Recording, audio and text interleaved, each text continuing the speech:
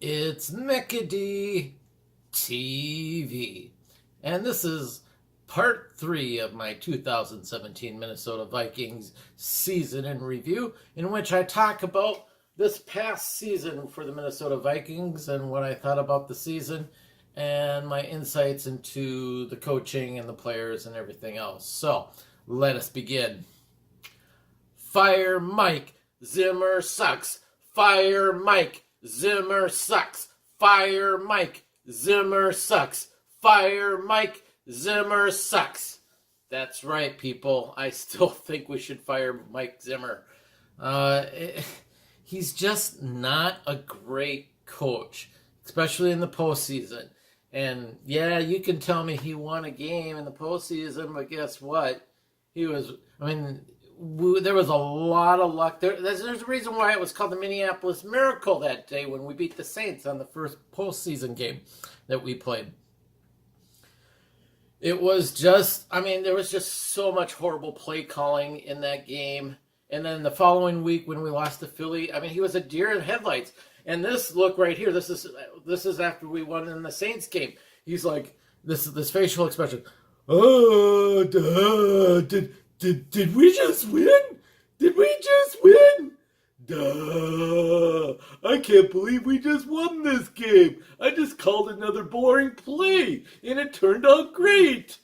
Duh. I guess I'm going to be a coach here forever. Not. I hope not. But apparently, he's probably going to be coach for another season or two because he finally won his playoff game. He's just not a great coach. His play calling is predictable. It's boring.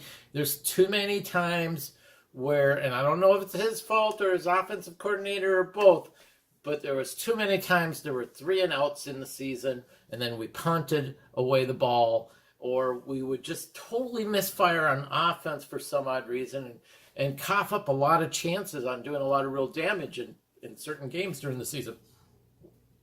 But in that postseason game against the Saints, all he did was just made a call, and then Stephon Diggs made a great acrobatic catch. He did that was great to see. And I think that the way he caught it might have screwed up the way the defensive player was coming after him, even though the defensive player just kind of blew it on that tackle.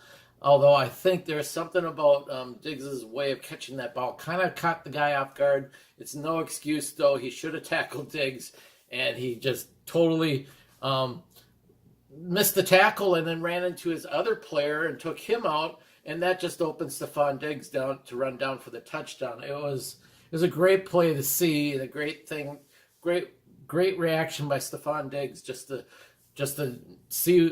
know that the TD zone was wide open, and just to run down. Some players might think, just go out of bounds, but there was nobody behind him, and it was great to see that Stephon just took it home for the money. But as far as an offensive play call, it was actually just a boring play, and I think just the way the ball was thrown and everything, it turned out to turn into something completely unexpected.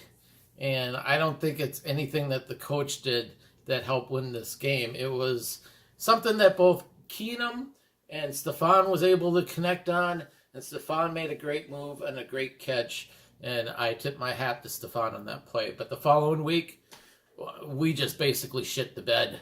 We just shit the bed, and the coach was at a loss. I only watched the first half of the game because I knew Philly was going to win that game, but just the look on the coach's face, on the Minnesota Vikings coach's face, he was dumbfounded. He was completely lost. He looked like he didn't know what he was doing.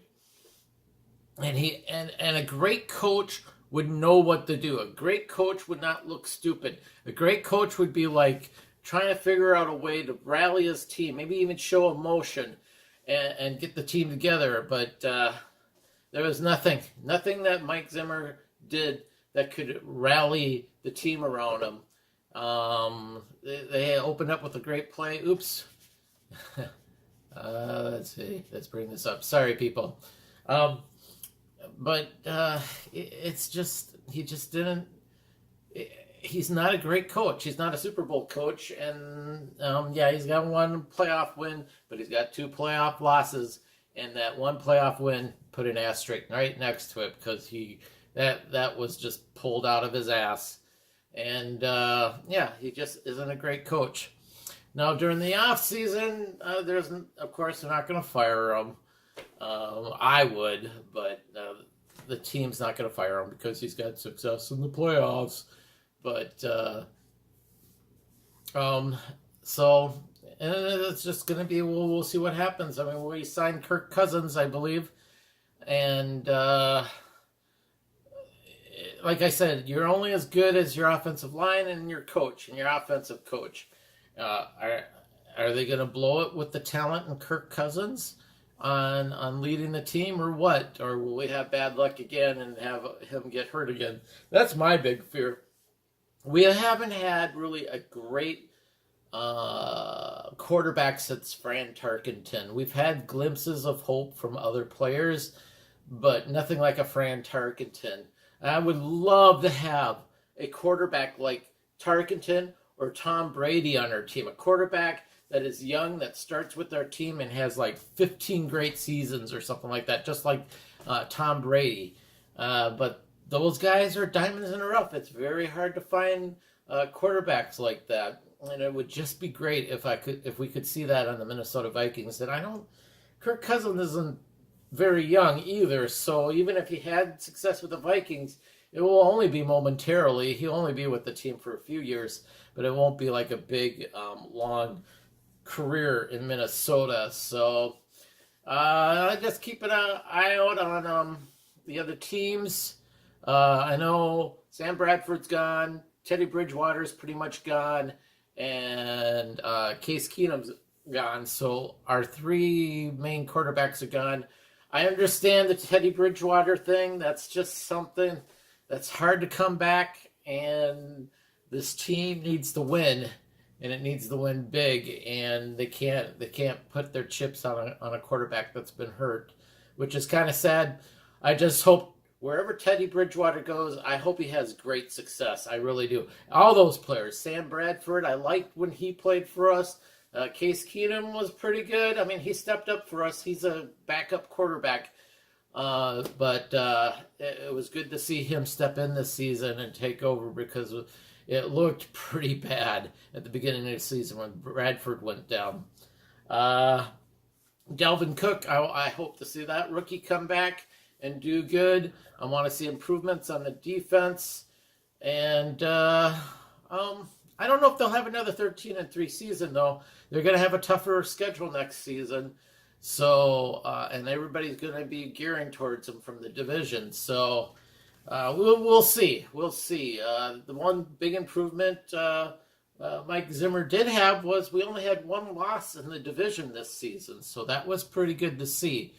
Although that one loss, it should have been a win. That should have been a win. We lost to Detroit at home again. And like you can watch that video, like I said, that was uncalled for that loss. So we'll see what happens. Draft is coming up in April. We'll see what kind of players we lose, what kind of players we sign. I believe we signed a player from Philadelphia. I can't remember if he's offensive line or defense. I'll have to do my research on that, but I will probably do a video on the draft and Minnesota Vikings pickups on free agents and stuff like that. Just want to say the cheerleaders did a great job this season. As always, they look great. They look hot. And it's always fun to watch these girls play. Although, what I've heard about all cheerleaders in the NFL, they get paid crap for what they're doing. And yeah, they get exposure and all that, blah, blah, blah, blah, blah. But I really think, if there's one thing that I can talk about when it comes to women making money and stuff like that, this is a ripoff that the NFL does with their cheerleaders, and they should definitely pay them more. That's about it for my 2017 Minnesota Vikings review. I hope you enjoyed it, and I hope for a better season next year, and I will talk to you guys later. Skol Vikings!